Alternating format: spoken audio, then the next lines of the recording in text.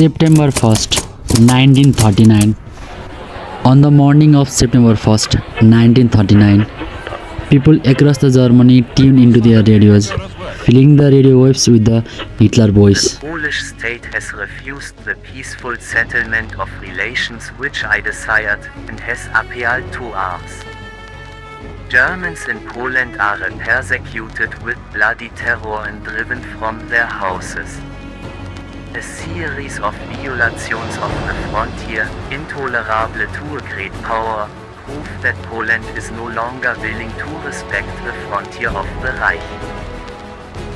In order to put an end to this lunacy, I have no other choice than to meet force with force from now on. The German army will fight the battle for the honor and the vital rights of reborn Germany with hard determination. I expect that every soldier, mindful of the great traditions of eternal German soldiery, will ever remain conscious that he is a representative of the National Socialist Greater Germany. Long life our people in our Reich. He declared that Poland attacked Germany. He went to claim that Germany had retaliated, starting their counter-attack at 4:45 am. This announcement of Hitler marked the beginning of a fateful chapter in a history as World War II erupted. All the Nazi columns move according to prearranged schedule. 2 days later, Neville Chamberlain, Prime Minister of Britain, addressed the world with the announcement against Germany. I am speaking to you in the Cabinet Room at 10 Downing Street. This morning, the British ambassador in Berlin handed the German government a final note stating that unless we heard from them by 11 o'clock, that they were prepared at once to withdraw their troops from Poland, a state of war would exist between us. I have to tell you now that no such undertaking has been received, and that consequently this country is at war with Germany. But the question is, did Poland really invade Germany? Or it was just a disguise of Hitler to justify the invasion? Let me tell you a story that Hitler played it up to the world that day. Back in 1939, the town of Gliwice, which we now know as the Gliwice in Poland, it was set right on the German-Polish border. In 1933, the Gliwice radio station was a center for spreading propaganda. The Germans thought it was so important that they built a tall wooden transmission tower, which still stands today at a height of until 11 meters. Then on the evening of August 31, 1939, something bizarre and tragic unfolded.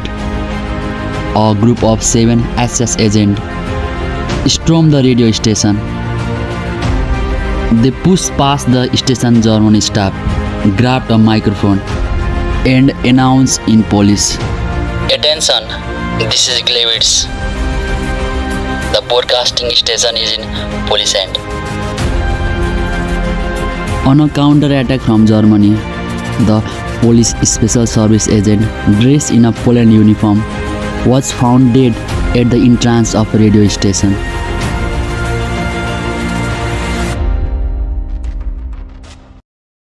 But, here is the twisted part of the story. This incident was staged and manipulated by none other than Hitler himself as the pretext for the invasion of Poland. Let me take you back. In August 1939, Hitler was stirring up tension with Poland. He wanted to persuade the world that Poland was the aggressor to justify his planned invasion. To this end, he needed to fabricate an eye-catching provocation that will cast Poland as the bad guys.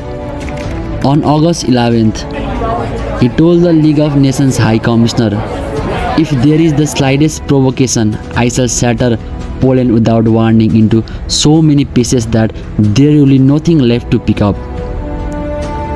Meanwhile, on August 22nd, Hitler told his military commander, "I'll give you propagandistic cause for the release of the war, whether convincing or not.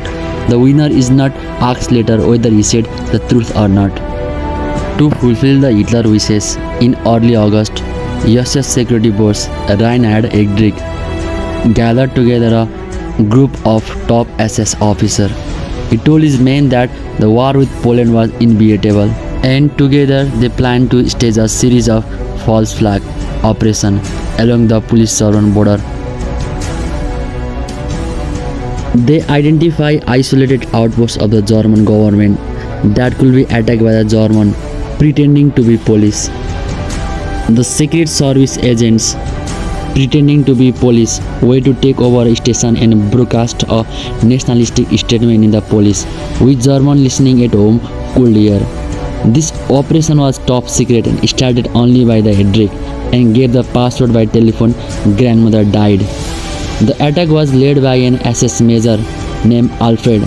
He was a well-known amateur boxer and was frequently involved in brawl with the communists. He joined the SS in 1931 and became one of the Heydrich's most trusted agents.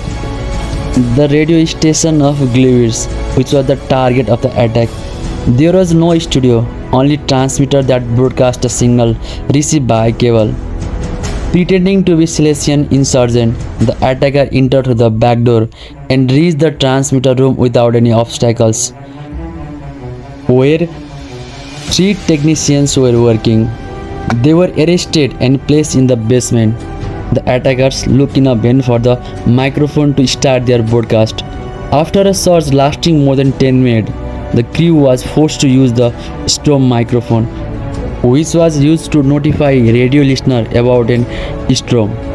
One of the attackers started to read out the prepared message in Polish, but only a few words were broadcast. "Attention, this is Glewitz.